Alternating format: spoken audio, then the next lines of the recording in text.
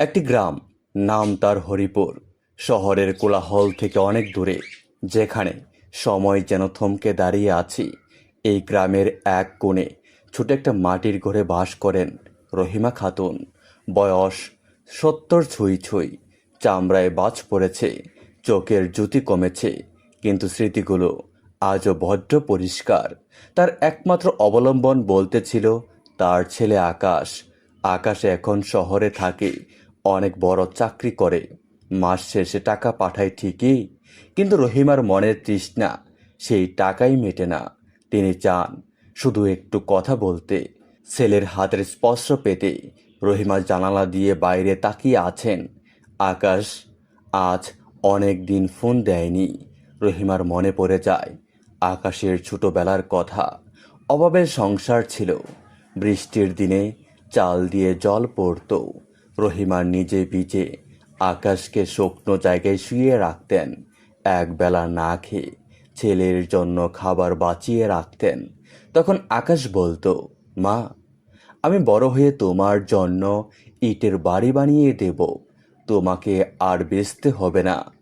আজ ইটের বাড়ি হয়েছে, ছাদ দিয়ে জল পড়ে না, কিন্তু সেই ঘরে আজ রহিমা একদম একা। দেয়ালের ঘড়িটা টিক টিক করে চলে, আর রহিমার নিঃসঙ্গতা বাড়িয়ে দেয়। সকাল গড়িয়ে দুপুর হয়, দুপুর গড়িয়ে বিকেল। রহিমা বারবার ফোনের দিকে তাকান, চার্জ আছে কিনা দেখেন। মাঝে মাঝে নিজেই কল করেন, কিন্তু ওপাশ থেকে যান্ত্রিক কণ্ঠস্বর বলে ওঠে, আপনার কাঙ্ক্ষিত নম্বরটি এখন ব্যস্ত আছে। রহিমা দীর্ঘশ্বাস ফেলে বলেন, বড় ব্যস্ত রে আমার খোকাটা, নিজের খাওয়ার সময়টুকুও হয়তো পায় না। মা তো তাই ছেলের সব অবহেলাকেও ভালোবাসা দিয়ে আড়াল করতে চান। হঠাৎ একদিন আকাশের ফোন এলো। রহিমা খুব খুশি হয়ে ফোনটা ধরলেন, কিন্তু ওপাশ থেকে আকাশ যা বলল তা শোনার জন্য তিনি প্রস্তুত ছিলেন না। আকাশ বলল, মা, আমি সামনের মাসে সপরিবারে বিদেশে সেটেল হচ্ছি, কাজের খুব চাপ, তোমাকে সাথে নেওয়া সম্ভব না। আমি তোমার জন্য গ্রামের বাড়িতে একজন কেয়ারটেকার ঠিক করে দিয়েছি, তোমার সব খরচ আমি পাঠিয়ে দেব। রহিমার হাত থেকে ফোনটা পড়ে গেল। যে ছেলেকে তিনি তিলে তিলে গড়ে তুলেছিলেন, আজ সেই তাকে তার জীবনের প্রয়োজনীয় তালিকার বাইরে রেখে দিল। টাকা আছে, কিন্তু সেই টাকায় মমতা নেই। রাত গভীর হয়। রহিমা ডায়েরিটা হাতে নেন, ধীরে হাতে লিখলেন, বাবা আকাশ, বড় হয়ে তুই ঠিকই ইটের বাড়ি করে দিয়েছিস, কিন্তু জানিস তো, দেয়াল দিয়ে বাড়ি হয়, কিন্তু পরিবার হয় না। তুই সুখে থাকিস খোকা। মায়েরা কখনো সন্তানদের ওপর রাগ করতে পারে না।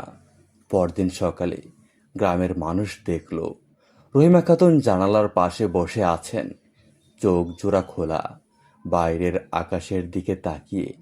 কিন্তু তার প্রাণ পাখি অনেক আগেই উড়ে গিয়েছে এমন এক দেশে, যেখানে কোনো ব্যস্ততা নেই, কোনো অবহেলা নেই। আমাদের চারপাশে অনেক রহিমা খাতুন আছেন, যাদের আমরা টাকা দিয়ে দায়িত্ব পালন করি, কিন্তু সময় দিয়ে ভালোবাসা দিতে ভুলে যাই। মনে রাখবেন, বাবা মায়ের কাছে আপনার ক্যারিয়ারের চেয়ে আপনার একটু সময় অনেক বেশি দামি হয়ে থাকে। তো বন্ধুরা, এই ছিল আমাদের আজকের ভিডিওটি আপনাদের কাছে কেমন লেগেছে তা অবশ্যই কমেন্ট করে জানাবেন। ভিডিওটি ভালো লাগলে অবশ্যই ভিডিওতে একটি লাইক দিবেন, এবং নিয়মিত এরকম আরও নতুন নতুন ভিডিও পেতে আমাদের এই কাহিনী জগৎ চ্যানেলটিকে সাবস্ক্রাইব করে পাশে থেকে বেল আইকনটি বাজিয়ে রাখুন, যেন নতুন নতুন ভিডিও পেতে আপনাদের মিস না হয়ে যায়।